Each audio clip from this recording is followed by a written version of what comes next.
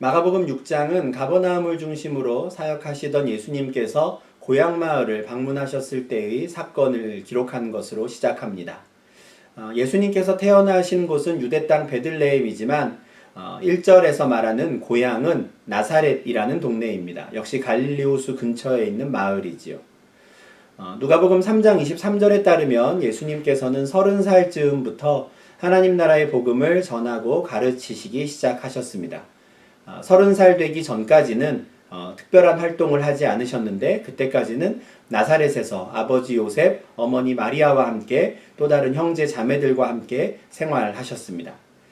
그래서 나사렛은 예수님의 고향 마을로 여겨졌고요. 사람들은 예수님을 나사렛 사람이라고 불렀습니다.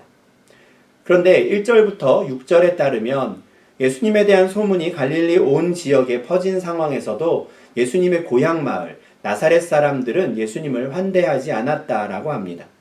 그들에게 있어 예수님은 마리아의 아들 목수였고요. 요셉네 집 큰아들에 불과했던 것이죠. 사실 인간적으로 생각하면 이와 같은 나사렛 사람들의 반응이 이해되지 않는 것은 아닙니다. 이들은 어렸을 때부터 예수님이 성장하는 모든 과정을 다 지켜본 사람들이고요. 그러다 보니 이들에게는 그저 예수님은 여러 동네 청년들 중에 한 사람에 불과했을 것 같습니다. 그러나 나사렛 사람들이 예수님을 어떻게 생각하였는가, 또 예수님을 어떻게 받아들였는가 하는 점이 예수님의 사역과는 상관없는 일이었습니다. 6절 하반절을 보면 나사렛 사람들은 예수님을 배척했지만 오히려 예수님께서는 이후에 사역의 범위를 더욱더 넓혀 가셨고 모든 촌을 두루 다니시며 하나님 나라의 복음을 전하고 가르치셨습니다. 뿐만 아니라 이제는 제자들에게도 직접 하나님 나라의 복음을 전하게 하시면서 그들을 자신의 사역에 동참시키십니다. 예수님을 거부하고 배척한 사람들이 있었지만 그들의 반대가 하나님의 나라가 선포되고 확장되는 것을 막지는 못한 것입니다. 7절을 보면 예수님께서는 12제자를 부르신 후에 그들을 2사람씩 짝지어 보내셨습니다. 이때 12제자들은 마가복음 3장 16절부터 19절에 그 이름이 기록되어 있는 제자들입니다. 예수님께서 이 사람들을 택하셨을 때에는 이미 많은 사람들이 예수님을 따라다니고 있는 중이었습니다. 그 많은 사람들 중에 예수님께서 직접 이 12사람을 택하여 구별하신 것인데 3장 13절에 따르면 그들이 선택받을 수 있었던 것은 바로 예수님께서 원하셨기 때문이었습니다. 그들 자신에게 특별한 재주가 있거나 대단한 이유가 있어서 예수님이 그들을 선택하실 수밖에 없었던 게 아니라 그저 예수님께서 원하셨기에 그들이 12제자로 부름받은 것입니다. 그렇다면 예수님께서는 굳이 이 12사람을 많은 사람들 가운데 구별하여 부르신 이유가 무엇일까요? 그 이유에 대해서는 3장 14절과 15절에서 이렇게 말씀합니다. 이에 12를 세우셨으니 이는 자기와 함께 있게 하시고 또 보내서 전도도 하며 귀신을 내쫓는 권능도 가지게 하려 하심이러라. 예수님께서 이들을 따로 구별하신 목적은 3가지였습니다. 첫째는 예수님 자신과 함께 있게 하시기 위함이고요. 둘째는 이들을 보내서 전도하게 하시기 위함입니다. 그리고 마지막 3번째 목적은 이들을 보내어 귀신을 쫓게 하기 위함입니다. 이 중 첫 번째 목적은 처음 이들을 부르신 때부터 지금까지 늘 함께 다니신 것으로 이루어졌고요. 또한 앞으로도 이루어질 것입니다. 그러나 아직 2번째와 3번째 목적은 이루어지지 않았습니다. 그런데 드디어 오늘 본문 마가복음 6장 7절 이하의 말씀을 통해서 예수님께서는 이 목적들도 이루고자 하십니다. 이들을 보내어 전도도 하게 하시고 이들을 보내어 귀신도 쫓게 하실 것입니다. 이들을 제자로 부르신 모든 목적을 이루시는 것이죠. 그런데 예수님께서 이들을 처음 부르셨던 3장 14절에서나 또는 이제 곧 이들을 보내실 6장 7절에서나 보내다라는 단어가 있다라는 것을 우리는 주의해서 보아야 합니다. 예수님께서 자신을 따라다니던 많은 사람들 중에서 12사람을 택하셨을 때부터 예수님께서는 이들을 보내실 계획을 갖고 계셨습니다. 그리고 6장에 이르러서 드디어 이름을 보내시게 되는데 6장 30절을 보면 이렇게 보냄을 받아 예수님의 사역을 대신 감당하고 돌아온 이들을 사도들이라고 부릅니다. 6장 30절에서 드디어 사도라는 호칭이 나오는 것이죠. 우리가 예수님의 12제자들을 사도라는 특별한 이름으로 부르는 이유가 바로 이것입니다. 사도는 보냄받은 자들이라는 의미의 단어입니다. 단어의 의미만 보면 평범하다라고 할 수 있지만 예수님께로부터 직접 보내심을 받아 사람들에게 가서 하나님 나라의 복음을 전하고 귀신을 쫓아내는 사역을 했던 그 사람들을 이제 우리는 사도라고 부르는 것입니다. 예수님께서는 이들을 보내실 때 한 사람씩 보내지 않으시고 둘씩 짝지어 보내셨다라고 하는데요. 이것은 유대인들의 관습에 따른 것입니다. 신명기 17장 6절에서 죽일 자를 2사람이나 3사람의 증인으로 죽일 것이요 한 사람의 증언으로는 죽이지 말 것이며 라는 말씀이 있는데요. 이 말씀이 바탕이 된 유대 문화에서는 중요한 일을 할 때에는 최소한 2사람이 함께 하였습니다. 만약의 상황에 대비하여 증인들을 확보하는 것이죠. 이어지는 8절, 9절, 10절을 보면 예수님께서는 둘씩 짝지어 처음으로 사역의 현장으로 떠나는 제자들이 따라야 하는 중요한 규칙들에 대해서도 말씀하십니다. 일단 여행을 위해서는 이들은 최소한의 물품만을 가지고 가야 합니다. 말 그대로 최소한인데요. 실제로 이들이 가지고 갈 수 있는 것은 지팡이 하나밖에 없었습니다. 여분의 옷이나 신발도 가져갈 수 없어서 지금 입고 있는 옷을 그대로 입고 가고 지금 신고 있는 신발을 그대로 신고 가면 되는 것이었습니다. 양식이나 배낭, 전대의 돈과 같이 일반적으로 여행을 준비하면서 꼭 가져가고 챙겨가야 하는 그런 물건들은 가져갈 수 없었습니다. 제자들 입장에서 이 말씀은 분명히 너무 부담스러운 말씀이었을 것 같습니다. 사실 우리가 여행을 갈 때마다 짐을 챙겨보면 경험하는 것인데요. 대체 무엇이 어떤 상황에서 필요할지 몰라서 우리는 더욱더 많은 것들을 챙겨가게 됩니다. 그것이 여행을 준비하는 사람들의 기본적인 심리 상태이죠. 특히 처음 여행을 갈 때는 짐 싸기가 더욱 어렵습니다. 경험이 없다 보니 무엇이 필요한지 더더욱 알지 못해 불안하지요. 그래서 꼭 필요한 것을 빠뜨리지 않도록 목록을 작성하기도 하는데 그 준비물 목록도 또 혹시 빠진 게 있지 않을까 싶어 여러 번 확인하게 되는 것이 여행을 준비하는 사람의 마음입니다. 그런데 예수님께서는 지금 제일 처음으로 제자들을 떠나보내시면서 지팡이 하나만 들고 가라 라고 하십니다. 제자들의 마음이 얼마나 불안했겠습니까? 이 장면을 지금 기록된 성경으로 읽고 있는 우리는 예수님께서 권능을 주셨으니 이들은 얼마나 든든했을까라고 오히려 쉽게 생각할 수 있을지도 모르지만 제자들 입장에서는 정말 불안했을 것 같습니다. 솔직히 말해서 지금 제자들은 과연 자신들이 예수님께서 행하시던 그 권능을 행할 수 있을지도 잘 모르는 상황입니다. 아직 한 번도 그 능력을 사용해 본 적이 없기 때문입니다. 그저 예수님께서 나의 능력을 너희에게도 주겠다라고 하신 그 말씀만을 들었을 뿐이지요. 그 능력을 사용하기도 전에 그들은 지팡이 하나만 가지고 가라라는 이 부담스러운 말씀을 들은 것입니다. 뿐만 아니라 10절과 11절을 보면 이들은 당장 오늘 밤에 어디서 어떻게 묵어야 하는지도 모르는 상황입니다. 우리처럼 미리미리 호텔과 숙소를 예약하고 출발하는 여행이 아닌 것이지요. 사실 호텔을 예약하고 가더라도 처음 가는 여행에서는 예약이 잘 되었을까, 숙소의 상태는 어느 정도일까 참 불안하기도 한데 예수님께서는 그들에게 지팡이 하나만 쥐어주고 그냥 가라고 하십니다. 그리고 혹시 너희를 맞이하는 집이 있으면 그 마을에서는 굳이 다른 집을 찾지 말고 끝까지 그 집에 머무르며 사역을 하라고 하셨고요. 혹시라도 너희를 맞이하는 집이 없다면 그 마을을 떠나면서 발에 먼지를 떨어버리라 라는 말씀만 하실 뿐입니다. 어렸을 때 우리가 학교에서 사람이 살아가는 데 필요한 가장 기본적인 3가지 요소가 있다라고 배웠습니다. 의식주라고 하는 것이죠. 입을 옷이 있어야 하고 먹을 양식이 있어야 하고 또 비를 맞지 않고 찬바람을 맞지 않을 집이 있어야 한다. 이것이 사람이 살 수 있는 가장 기본적인 3가지 요소라고 배웠습니다.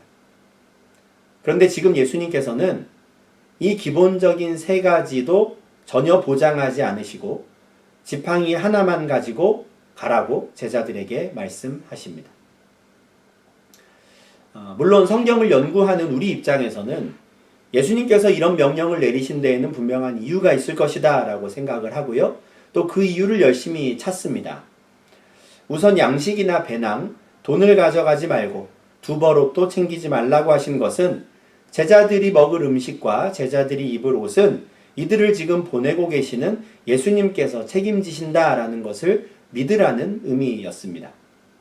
또한 그들을 맞이하는 집이 있다면 굳이 다른 집을 찾지 말고 끝까지 그 집에 머무르라 라고 하신 것은 인간적인 생각으로 더 편안한 곳, 더 좋은 환경을 찾지 말고 오히려 예수님께서 맡기신 사명에 집중하라 라는 의미가 됩니다.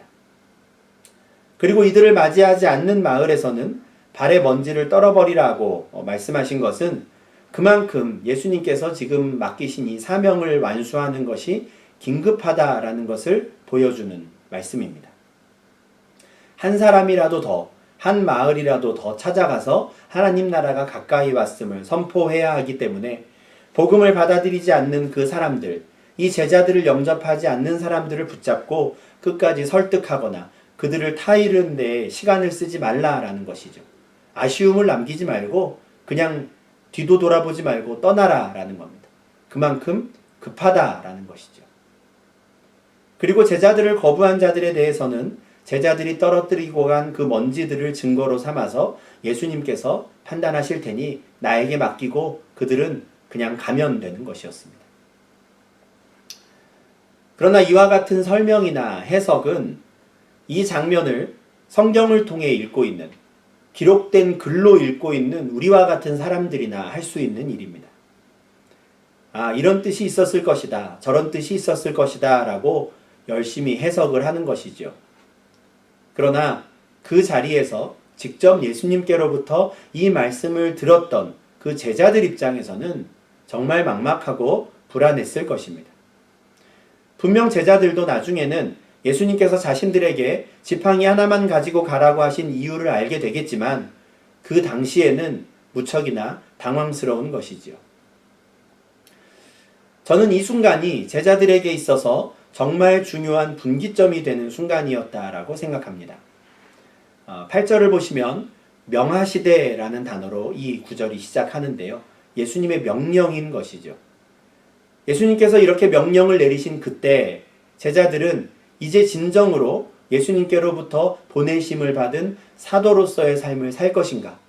아니면 그 명령을 거부함으로써 사도가 되는 것을, 제자가 되는 것을 포기할 것인가를 결정해야 했습니다. 그동안 이들은 예수님과 함께하며 많은 말씀을 들었습니다. 그 언젠가 산 위에서 예수님께서 많은 사람들을 가르치실 때에 그런즉 너희는 먼저 그의 나라와 그의 의를 구하라. 그리하면 이 모든 것을 너희에게 더하시리라 라는 말씀을 들었었습니다. 어떤 서기관이 예수님을 찾아와서 저도 예수님을 따라가고 싶습니다 라고 말했을 때에는 여우도 굴이 있고 공중에 새도 거처가 있으되 인자는 머리 둘 곳이 없다 라고 하시는 말씀도 들었습니다. 그런데 지금까지는 그 말씀들이 구체적으로 어떤 의미인지 어떤 것인지 직접 경험하지는 못했었습니다. 열심히 듣기만 했던 것이죠.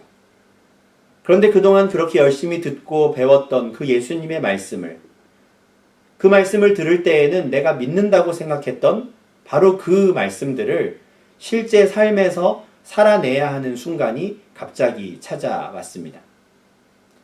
양식과 배낭, 전대에 돈도 없이 그의 나라와 그의 의를 구하는, 주님의 말씀에 순종하는 그 여행을 떠나야 했습니다.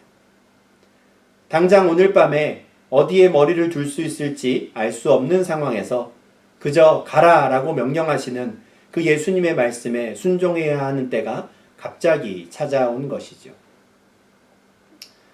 베드로와 야고보, 안드레와 요한 같은 제자들은 갈릴리 호수에서 나를 따르라 라는 예수님의 말씀을 들었을 바로 그때 가지고 있던 모든 것을 버려두고 예수님을 따랐던 사람들입니다.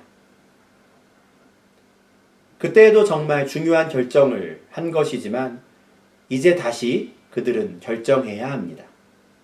이제는 나를 따르라 라는 말씀이 아니라 나를 믿고 가라 라는 이 예수님의 말씀에도 과연 순종할 것인가 결정해야 하는 아주 중요한 때가 온 것이죠. 그렇다면 제자들은 예수님의 말씀을 듣고 이 명령을 듣고 어떻게 하였을까요? 12절과 13절입니다. 제자들이 나가서 회개하라 전파하고 많은 귀신을 쫓아내며 많은 병자에게 기름을 발라 고치더라. 이들은 가라라는 예수님의 말씀에도 순종하는 제자들이 되기로 결심하고 그렇게 결정하였습니다. 양식도 배낭도 돈도 챙기지 않고 지팡이 하나만 들고 예수님께서 보내신 마을로 가서 회개하라 라고 외쳤습니다. 이 회개하라 라는 메시지는 1장 15절에서 예수님께서 하나님 나라를 선포하시며 가장 먼저 외치신 메시지이기도 합니다. 예수님의 사역을 그대로 이어받은 것이죠. 또한 이들은 예수님처럼 많은 귀신들을 쫓아내고 병든 자들을 고쳤습니다. 13절에서는 특별히 이들이 병자들에게 기름을 발라 고쳤다라고 말씀합니다. 누군가를 고치기 위해서 기름을 바른다라는 이런 구절은 오늘 우리 본문과 또 야고보서 5장 14절에서만 언급이 되는데요. 이처럼 기름을 바르는 것은 당시에 행하던 최소한의 의술 행위를 가리킵니다. 기름을 발라서 외상을 치유하면서 예수님의 능력으로 그들의 병을 고치는 것이죠. 예수님의 능력을 위임받아 흩어졌던 제자들은 예수님께서 하셨던 일들을 그대로 똑같이 할 수 있었습니다. 제자들 입장에서는 정말 신나는 특별한 사역이었을 것입니다. 6장 30절을 보면 이렇게 흩어졌던 그래서 열심히 일하고 돌아온 제자들, 이제는 사도들이라고 불리는 그들이 예수님께 자기들이 행한 것과 가르친 것을 낱낱이 고했다라고 말씀합니다. 얼마나 할 말이 많았겠습니까? 그들은 분명 자신들의 경험을 무용담을 늘어놓듯이 서로 쏟아내었을 것입니다. 그런데 이렇게 돌아와서 예수님께 낱낱이 고하던 제자들이 했던 말 중에 예수님이 돈이랑 양식도 못 가고 가게 하셔서 저희가 너무 배고팠습니다. 우리가 옷을 준비해 가지 못해서 우리의 옷이 다 낡고 떨어졌고 구멍이 났는데도 우리는 갈아입을 옷이 없었습니다. 이런 말들도 했었을까요? 쉽게 말해서 지팡이 하나만 가지고 보내신 예수님을 야속하게 생각한, 그래서 예수님을 찾아와 불평불만을 쏟아놓았던 제자들이 있었을까요? 저는 그런 제자들은 없었을 것이라고 생각합니다. 제자들은 지팡이 하나만 가지고 떠난 전도 여행이었지만 돌아온 그들에게는 불평이나 불만이 없었습니다. 이것은 저의 상상이 아닙니다. 마가복음은 아니지만 누가복음 22장 35절을 보면 아주 중요한 말씀인데요. 누가복음 22장 35절을 보면 예수님께서 제자들에게 이렇게 질문하십니다. 내가 너희를 전대와 배낭과 신발도 없이 보내었을 때에 부족한 것이 있었느냐? 이렇게 질문하십니다. 이 질문은 분명 우리가 오늘 묵상한 마가복음 6장의 사건과 연결되는 질문입니다. 내가 너희를 전대와 배낭과 신발도 없이 보냈을 때 부족한 게 있었니? 하는 것이죠. 누가복음 22장 35절에서 그 자리에 있던 모든 제자들은 없었나이다 라고 아주 짧게 대답합니다. 부족한 게 없었습니다. 비록 그들의 손에는 먹을 양식이 없었고 그들의 주머니에는 돈이 없었지만 그들은 부족하지 않았습니다. 예수님께서 그들이 보내신 마을로 들어갔을 때에 자신들을 거절하는 사람들을 만나는 쓰라린 경험들도 분명히 했었을 것입니다. 그럼에도 불구하고 제자들은 그때 그 당시에 자신들에게 부족한 것은 없었다라고 말합니다. 결과론적으로 누가복음 22장 35절의 대화를 바탕으로 오늘 본문의 사건을 되돌아보면 좋겠습니다. 제자들을 처음으로 보내실 때 굳이 지팡이 하나만 가지고 가라 라고 하셨던 그 이유가 바로 이 대답을 듣기 위함이 아니었을까 싶습니다. 예수님께서 보내신 자들에게 필요한 모든 것들을 바로 예수님 당신이 직접 책임지고 공급해 주신다라는 것을 제자들에게 가르쳐 주고 싶었던 게 아닌가 하는 것이죠. 분명 그러셨던 것 같습니다. 사람들이 살기 위해서는 꼭 필요하다고 말하는 가장 기본적인 그 세 가지 의식주도 해결되지 않은 상태에서 제자들은 보내심을 받았지만 제자들은 부족함 없이 예수님처럼 전하고 가르치고 치료할 수 있었습니다. 그리고 다시 예수님께로 돌아와 자신들이 행한 일들을 하나하나 낱낱이 아뢰며 그 들뜬 그 여행의 고백을, 전도 여행의 보고를 할 수 있었던 것이죠. 물론 예수님께서 제자들에게 언제나 평생 그 지팡이 하나만 가지고 살라고 하신 것은 아닙니다. 누가복음 22장 35절을 제가 말씀을 드렸는데요.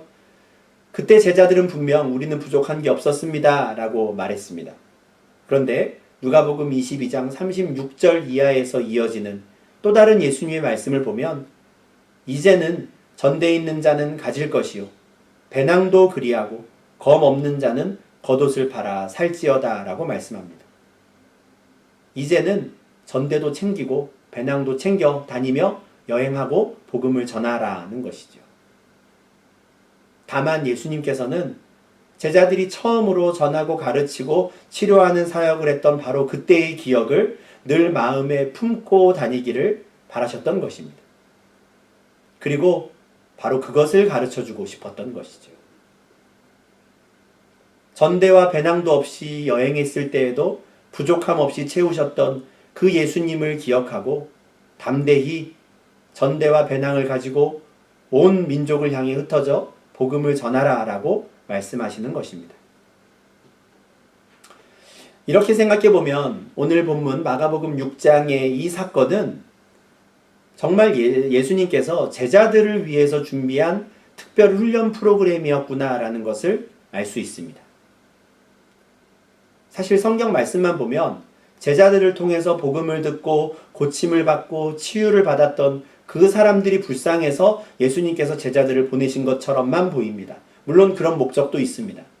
그러나 복음서 전체를 보면 오히려 이 일은 복음을 들을 그 마을 사람들을 위한 게 아니라 처음으로 파송을 받아 떠나는 제자들을 위해 준비된 특별한 시간이었다라고 생각할 수 있는 것이죠. 코로나로 인해서 올해는 우리 교회에서 비전 트립을 다녀오지 못했습니다.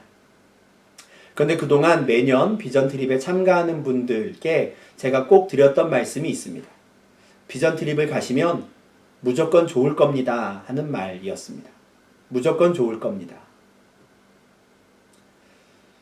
우리 교회 비전 트립 팀이 선교사님의 사역이나 또는 선교지에서 얼마나 도움이 될지는 저희가 모릅니다. 대단한 도움을 드리고자 가는 것도 사실은 아닙니다. 우리에게 그럴 능력이 없지요.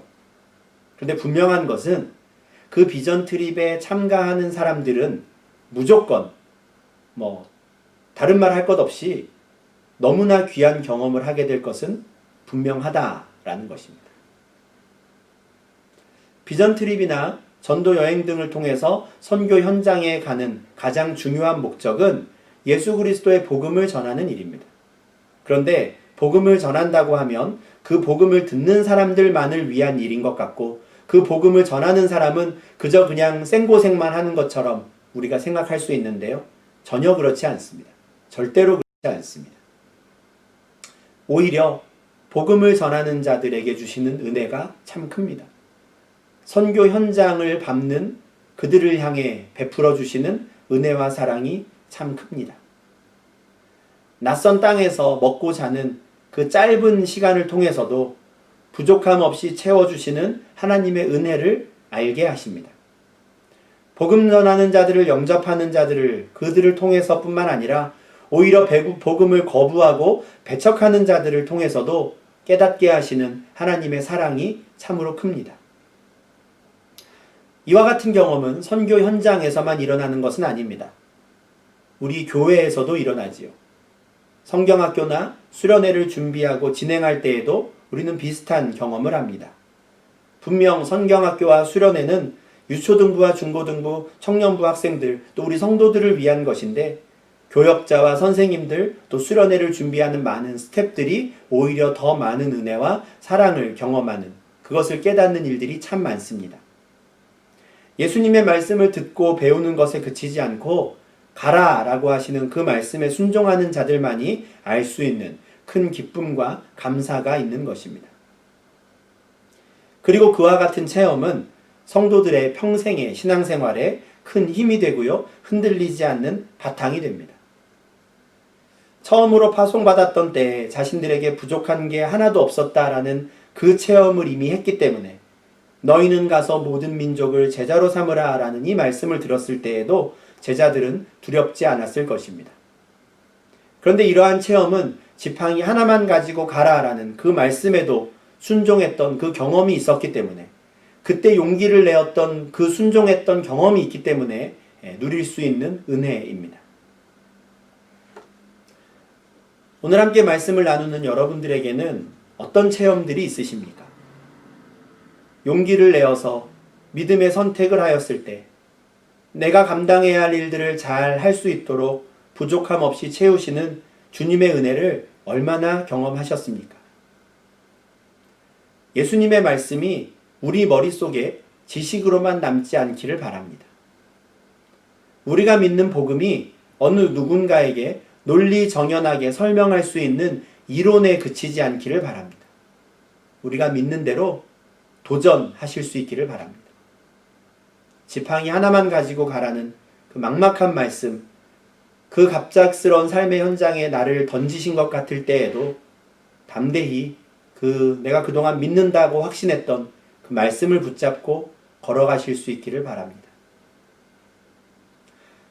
언약궤를 지고 가나안 땅으로 들어가던 제사장들은 물이 범람하는 요단강을 만났지만 믿음을 가지고 발을 담갔을 때 강물이 끊어지는 이적을 경험할 수 있었습니다. 마지막 남은 기름과 밀가루를 가지고 엘리야 선지자에게 음식을 대접했던 사르밧 과부는 기름과 가루가 떨어지지 않는 은혜를 체험하였습니다. 어머니의 하나님이 나의 하나님이 되실 것입니다 라고 말하며 시어머니를 따라 낯선 땅 베들레헴까지 와서 그곳에서 이민 생활을 해야 했던 룻은 예수님의 족보에 이름을 올리는 은혜를 받았습니다. 말로만이 아니라 그 믿음대로 발걸음을 내디뎠을 때 하나님께서 채우시고 입히시는 은혜를 경험한 자들입니다. 우리도 우리의 믿음대로 순종하며 살아가는 제자들이 될 수 있기를 바랍니다. 그 길은 분명 넓은 길이 아니고 좁은 길입니다. 많은 사람들이 같이 가기 싫어하는 길입니다. 그러나 우리 모두가 그 믿음의 길을 걸어가는 도전을 할 수 있기를 바랍니다.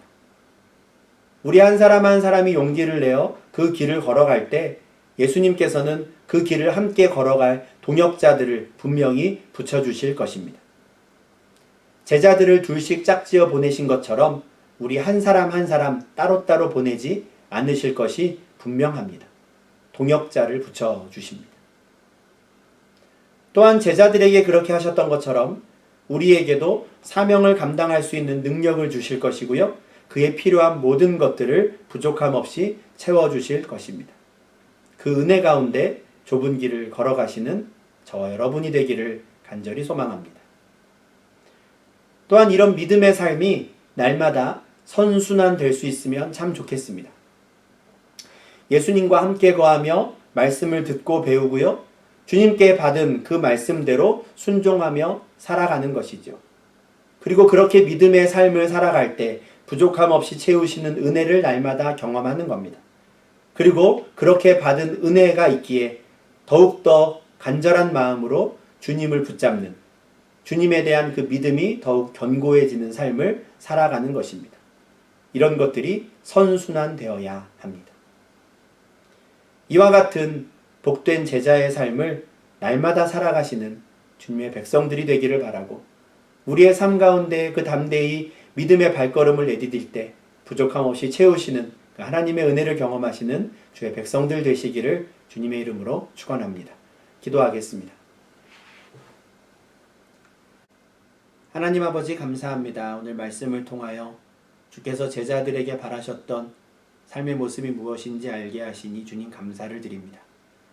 주님과 함께 있으며 주의 말씀을 듣고 배우는 일에 그치지 않고 또 주께서 보내시는 그 삶의 현장에서 가르치고 전하고 치료하는 사역을 감당하기를 바라셨던 주님의 마음도 알게 하시니 주님 감사를 드립니다. 그러나 또한 그렇게 제자들을 보내실 때에 사람의 눈에 보기에는 참으로 냉정해 보이는 또 때로는 낭떠러지로 그들을 밀어버리시는 것 같은 그 절박한 상황으로 그들을 내모시는 것 같았지만 그들에게 부족한 것 없이 채우시는 그 주님의 사랑을 경험하게 하시기 위함임을 또한 알게 하심도 주님 감사를 드립니다. 동일한 은혜와 사랑을 우리의 삶 가운데 베풀어 주시기를 원합니다. 주의 말씀을 듣고 또 깨닫는 일에 힘쓰게 하시고 또 그 깨달은 말씀대로 살아가는 믿음도 주시고 용기도 주시기를 원합니다. 때로는 주께서 가라 하시는 그곳을 걸어갈 때 우리 손에 지팡이 하나만 들려있는 것 같아 불안하기도 하고 또 나의 갈 길을 알지 못해 염려가 되기도 하지만 또는 나를 가로막고 배척하는 사람들을 만나 두렵기도 하지만 그 모든 상황을 알고 계시고 또 주관하시며 그 상황 중에서도 우리를 채우시고 또 돌보셔서 부족함 없게 인도하실 그 선하신 목자 되신 주님을 다시 한번 신뢰하는 저희 될 수 있도록 주님 인도하여 주시옵소서. 그래서 날마다 믿음 가운데 걸어가기를 주저하지 않게 하시고 그렇게 믿음으로 걸어가는 삶의 모습들이 또한 우리에게 은혜가 되고 주의 사랑을 깨닫는 복된 시간이 되어서 오히려 그러한 경험들이 흔들리지 않는 우리의 믿음의 바탕이 되게 하시고 우리의 믿음의 근본이 되어갈 수 있도록 주님 인도하여 주시옵소서.